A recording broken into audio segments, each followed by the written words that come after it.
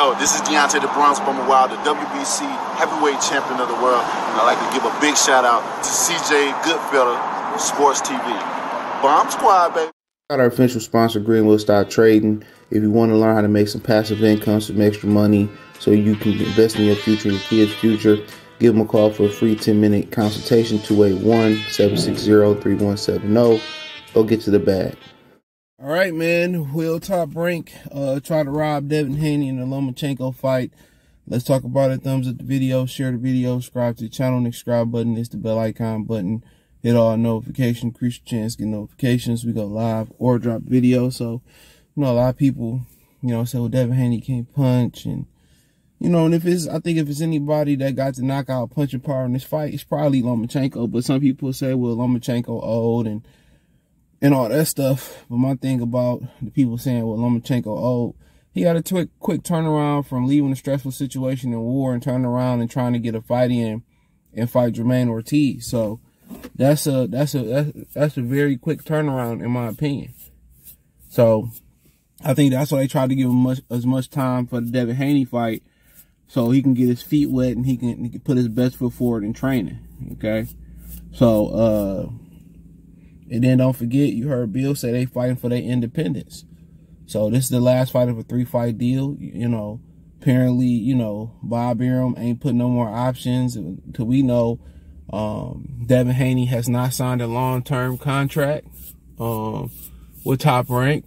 And with that being said, yeah, he on robbery alert. You know what I'm saying? So last fight with Top Rank, they made sure they forced Loma to get a fight in versus Jermaine Ortiz, which, you know, the betting odds, you know, or in people's minds, that was a bad option, because now people say, well, Loma don't look good, but you know, Loma can fight without pressure. Now it's built-in excuses, the Ukrainian war with Russia, and then, you know, oh, he looked old versus Jermaine Ortiz. Now the bar set super duper low for him versus Devin Haney.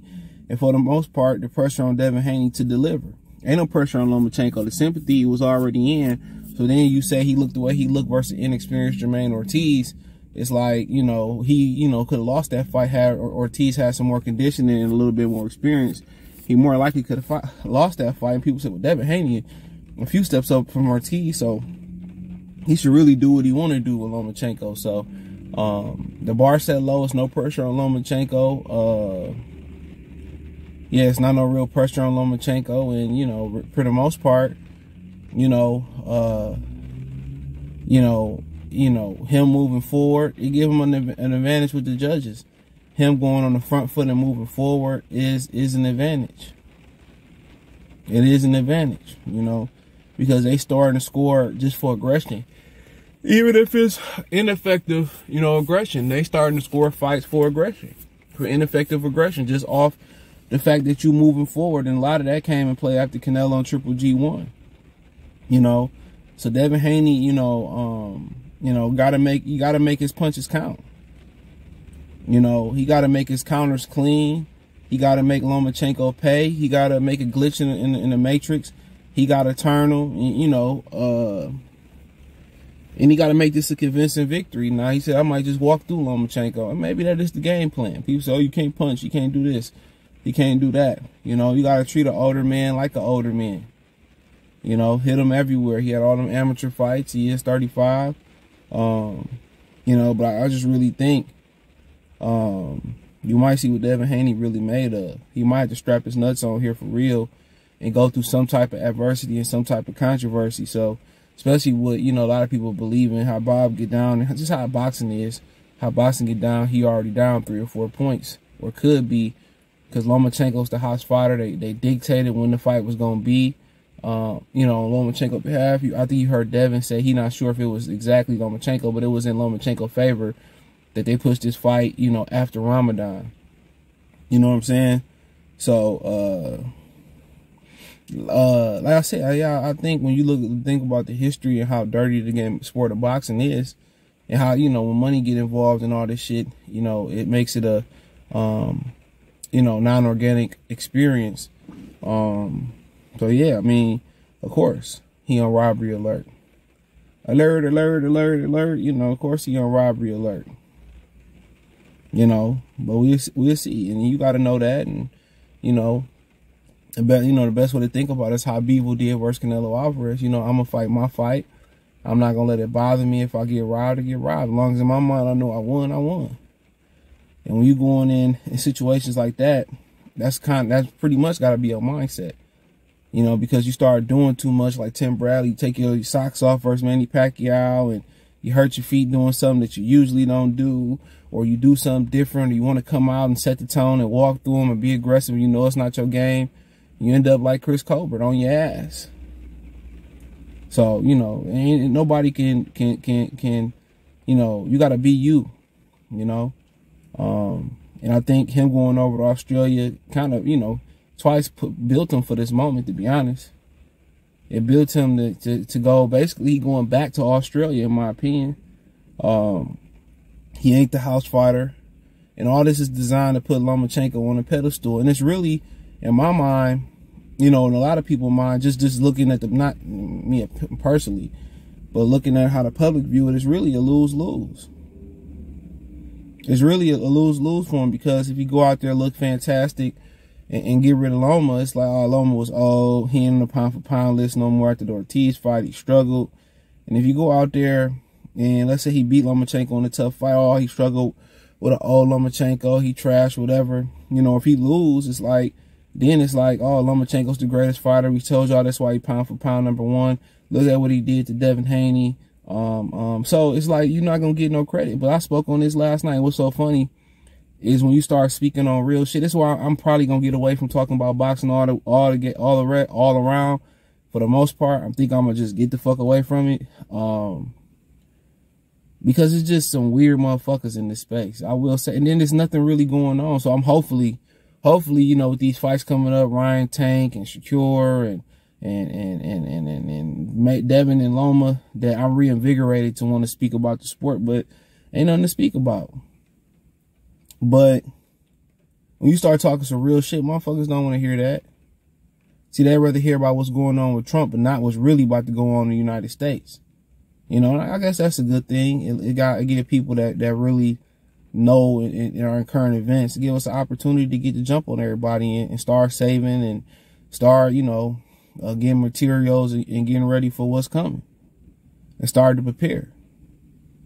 So, you know, it's crazy. We start talking some real shit. People don't want to hear that shit in boxing. But you start yelling, screaming, doing negativity, you know what I'm saying?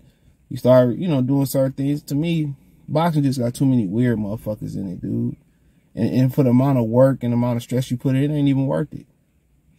People love the lies. People love the negativity. People love the drama more than the sport. You know? And at the end of the day, you know, I'm pretty much marking down the days, bro. I might just sell my channel on that page. I forget. Somebody sold me. I forget who it was. You can sell your channel on this page. I might and just start over on another platform, bro. To start a whole something different. And I would not talk boxing, because anytime you try to talk something different, you know, what you think about, like, shut the hell up. You see, this ain't the topic. These motherfuckers just weird, bro. Boxing people are literally weird, bro.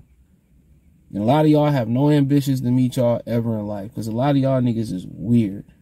I'm telling y'all. Y'all super duper weird. And y'all know who the cool motherfuckers is, and the ones we have interaction offline and shit, you know, off me, I fuck with y'all. But some of these other dudes is just weirdos, bro. But we know what it is. He is on robbery alert, and he can't make too many mistakes. He can't expect to, you know, get out there like Colbert did, get off the canvas and get the benefit of the doubt. You know, they invest so much money in Colbert. You know, he told you versus Hector Luis Garcia, he made $500,000. So how can you continue to be hungry? He brokered a good deal, and he invested his money the right way. And, you know, own a chicken spot, own some other shit. Fuck with Danny Garcia. I'm pretty sure Danny put him on game with some more financial literacy. So, you know, it's hard to get the money and still be hungry. You know, but him getting off that canvas and doing what he did in front of a big pro-Mexican crowd, you know, that ain't gonna happen for Devin Haney. So Devin gotta come in there as sharp as he can, you know, and really put it on Lomachenko. And don't expect admiration, don't expect people to put you on the pedestal. That shit, you let that come from your people. You let that come from your brother. You let that come from your father. You let that come from your mother. You let that come from your grandmother. You let that come from your camp. Don't let these other people dictate, you know, you being celebrated. They diminished damn near everything Ali did, and then when he was shaking and old, then in hindsight, then they gonna put him on a pedestal. You notice they celebrate, you know, everybody else in boxing. You know, like the Pacquiaos get celebrated and the Canelo get celebrated. But, you know, guys like Mayweather got to wait, you know, for people to sit on this and see his greatness. People got Hagger had to wait to see his greatness. You know what I'm saying? You know, a lot of certain fighters, especially black fighters, got to wait to be celebrated to when they done. You know, that's why Sugar Ray Leonard was one of the few exceptions. He was celebrated, put on a pedestal, you know, why he was here, you know, and he had the look, the smile, the gold medal, everything. So I wouldn't even be looking for the media's approval, because guess what? A lot of times they already got it made up in your mind if they fuck with you or don't fuck with you. Ain't nothing that you could say or do, you know, for them to like you in the long term or whatever. So that's why I wouldn't read it. This would just be for me. You know, if I'm going to be Lomachenko, this is just something I want to close a chapter in my career. This is how I want to close this chapter of my career at lightweight or whatever it may be. It'd be for me. Like folks said, I want to go fight a new weight. This shit for me. You know, this shit is for me. And that's the best way to do it for you. You know what I'm saying? If you don't respect you, if you can't trust you, if you can't be disciplined enough to be loyal to you, who the fuck can you expect to be disciplined, loyal, trustworthy? You know what I'm saying? If you can't, you know, if you can't do for you, how can you do for your family? So that's always be number one. And I like when folks said, I'm doing this shit for me to go fight a new UA. I'm going over there for me. And that's who they gotta be. These fighters and athletes, do it for you. Come on, don't let you down. Do it for you. I like that, man. So, let me know what you girls and guys think. Thumbs up the video, share the video, subscribe to the channel. Next subscribe button is the bell icon button. Hit all notifications, increase your chance, get notifications. We go live or drop video. Financially, want to support the channel. Cash App, $sign CJ Good 313, Venmo CJ Good 313, PayPal link in description. Hit the link tree. Find me on Twitch, Twitter, Instagram, Spotify, Anchor, Cash App, Venmo, PayPal, Apple Podcasts, Google Podcasts, the whole nine. Appreciate the love and support. Get my little whiskers. Compared to your man's beans, you whack. He said like whiskers, you a rat or whatever. Nah, that shit was cold blooded. But hey, appreciate y'all. Check out the they don't really know playlist, but hey, thumbs up the video. Peace.